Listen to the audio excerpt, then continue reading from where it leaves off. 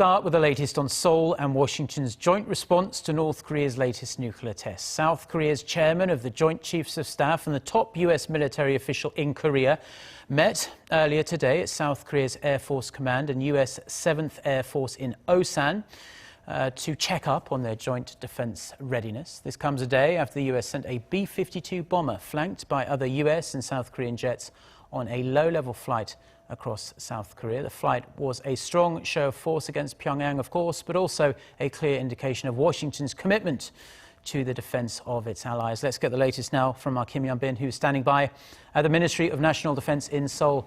Hyun, tell us about this morning's meeting.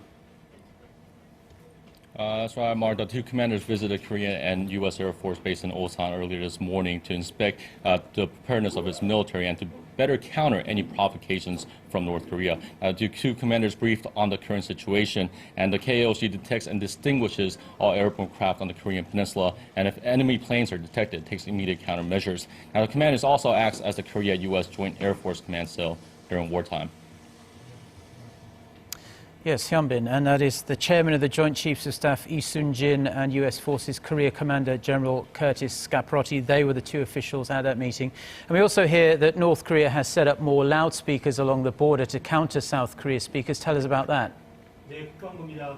That's correct. After South Korea resumed their propaganda broadcast, 2 days after North Korea's fourth nuclear test, the number of propaganda broadcasts in North Korea has increased significantly in recent days. Now, South Korea currently operates 11 loudspeakers intermittently throughout the day along different areas of the border. Now, military officials say that Pyongyang initially countered with 2 loudspeakers, but has now matched the South in number. Officials added that North Korea's speakers have low output, which leads them to believe that the purpose is to cancel out the propaganda messages from the South to prevent them from being heard. Now, South Korea's defense ministry said a little over an hour ago that currently there are no signs of immediate threat from the north, and reassured that its troops are on the border are on the highest state of alert. And the ministry added that if North Korea decides to attack the speakers, it will retaliate with more than triple the force. Back to you.